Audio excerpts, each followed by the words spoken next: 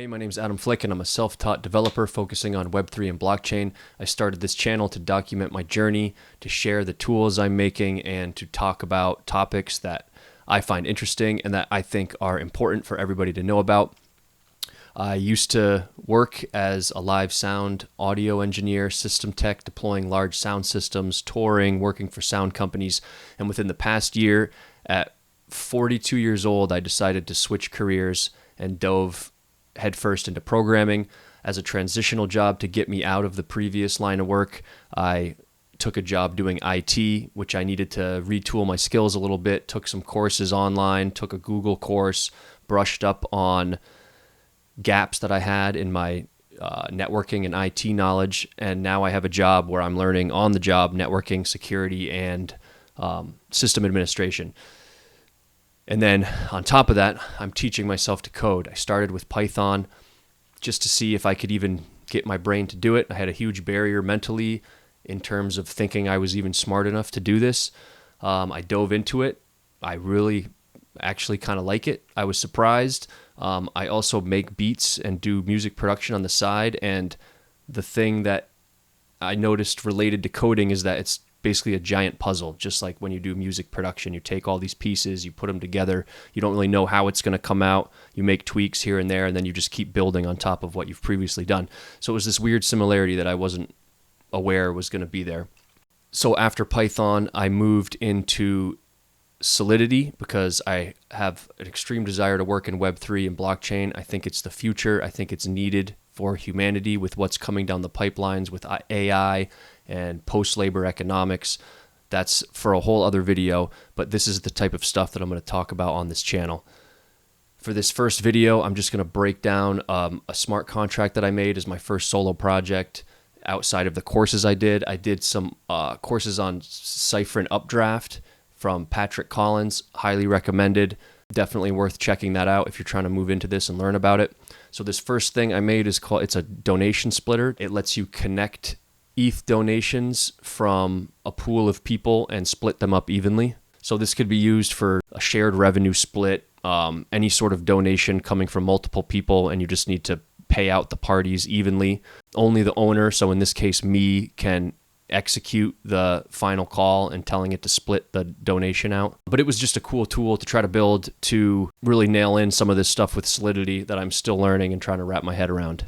Just another quick thing of how I'm doing this. I'm using VS Code. I have GitHub Copilot in here, and then I'm also referencing with ChatGPT to get my things going, bouncing back and forth, editing my own code. If things don't work or I have questions, I'll put it into my AI buddy, get answers back and forth on it. So that's kind of what I'm doing. I'm trying my best to write the code myself just so it gets drilled into my brain. Sometimes I get in over my head and I need to reference outside sources. So just a quick note on how I'm doing this. So I'm just going to go through this really quick. The first thing we have is just the set of variables. This is the main contract name, donation splitter. The main variables or the people and things that are going to be laid out later in the contract is this first number, which is total donated. That would be the total ETH that's donated into the smart contract, which is public. The next number would be total distributed, the total ETH sent out to payees. And then we have a set of 3 addresses that are the receivers of the donation. And for this, I just grabbed this from Anvil, which is a tool set. So basically I'm using Solidity and Foundry to set this up and to do my tests. To get the Anvil, I just ran down here in my terminal, ran the code Anvil. This runs, it gives you some set default fake accounts that basically have 10,000 ETH in them for you to use. So that's what I hard coded into here just for now. And then this is the address of the contract owner right here. Events, these are the events that are emitted. You get a received, which will send the address of the sender and an indexed version of who got the money first and when, and then an amount. So this event here, the fallback call just logs the event if at the end here the fallback internal function is called. And that would be, say, somebody was trying to send the money in and they had a typo and they sent it to a function that doesn't exactly exist in the contract. but they sent it to the correct address with the correct amount. So because this fallback function over here is set to external payable, it'll automatically process the transaction, and it will give us a log saying that this function was called. Event donation distributed. This just emits an event saying that the funds have been distributed out to the people that are in this array right here. Okay, modifier only owner. This just means that the only owner can execute the contract and say to submit the payments out to the donation recipients. If someone else tries to call it who's not the owner, it will give you the prompt, only the contract owner can call this function. And this constructor right here just states that the owner of the contract is the person who's sending the message. So in that case, so say it would be me who initiates this, I would be set as the owner. So the message sender is the person who deployed the contract. All right, next up we have the function which distributes ETH equally among payees, and it will send the dust, any leftover amount. It will go into the owner's wallet, which would be mine. So split donation. So again, only the owner can call it. It takes the balance equals the address of this contract. So the contract balance. So this gets the contract balance and ensures that there are donations to split. This checks that the balance is greater than 0. If not, it'll give you the flag that no balance to distribute. This calculate share equals the balance divided by payee length. That just divides the amount by how many payees there are. And then it just makes sure that the donation is greater than 0. If not, it'll say share must be greater than 0 and nothing will happen. So this loop right here just loops through the payees. It basically is saying list out the people who are payable from the list. And then it will send the money to them using this call function. The next require statement says that it needs to be successful, and if not, it'll give you the notification that the transfer failed, and then it will emit this event. Donation distributed, it'll emit the event, which lines up with donation distributed up here, this event up top. And then total distributed plus equals donation share. This will update the total distributed. This next little section here just sends the leftover balance, or what we're calling dust, to the owner's address. So this is right here, the remaining amount. Oh my God, that's annoying. The remaining amount will go to the address for this contract. If the remaining dust is greater than 0, it's basically saying it will send it. The owner's payable, and it will send it to this. It requires success. If it doesn't, it will send this message saying dust transfer to owner failed. So this last little receive function just will take in direct ETH transfers. So say somebody just wants to send money to the contract without anything else. They just send it to the address. It will accept those donations. They don't need to call a function. They don't need to have anything else going on the web interface. They can just send money right to it, which is great for a donation. And then again, what I mentioned before is this fallback function. Say there's a mistake or typo in the function call, it'll still go through and it'll just give you a message saying that this happened, so you could look into it more if you need to. So that's basically the gist of it. The contract just takes in ETH. It has a select amount of payees that you can pre-program in. It will break out the funds evenly. It creates events and triggers events for each thing that happens within the contract, and only the owner can call it. So next I used Foundry to write out test cases to test every use and edge case. This first one is just, test initial state. This basically just confirms that all the key pieces are in place. The total donated is 0, total distributed is 0. It has a payee at each index point. So this is just basically like saying, boom, the contract's in a clean slate, ready to start. So this next test function just tests the split donation. It says directly fund the contract with 3 ETH. Creates a new instance of the contract, which this is something that drives me crazy in Solidity and learning programming, is this multiple use of the same names. Split donation splitter dot split donation, or split donation splitter equals capital D donation splitter. It's just makes your head spin. Okay, this next function test literally just tests that the split donation worked properly. It confirms that 3 Ether were sent to the contract. It splits that out between the addresses that are listed in the contract. It makes sure that after the split happens, the balance is now 0, after the distribution happened, and then it makes sure that each of the payee got 1 ETH. So it's splitting it evenly between the 3, which then leads us into this next test, which is test split donation with dust. It's how it handles the leftover amount, because it's basically dividing into a rounded number. So if, say, you had 5 ETH and you had 3 payees, the closest round number that they could each get would be 1 each. So the leftover would be 0.66 from each user, and then that would be rolled into the dust. So you would get 2 ETH would be left over as dust into the contract, and then that would be paid to the owner. So it's just a way to handle, fractionalized numbers, and then it benefits the contract owner, because why not?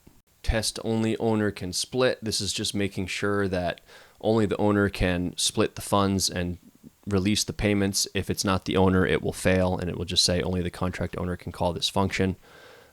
Function test cannot split without funds. That's just making sure that if there's no balance to distribute, nothing happens. It'll just tell you, hey, there's no money in this contract. You can't send any money to the payees.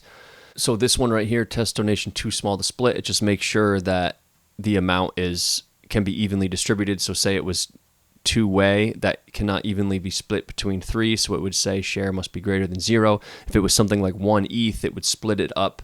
So it would be 0.333 ETH, and then it would send that to each participant or each address.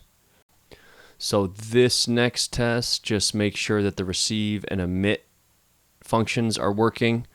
It triggers receive, it emits the correct event called received, and then it will increase the total donated amount and make sure that that balance is stored within the contract.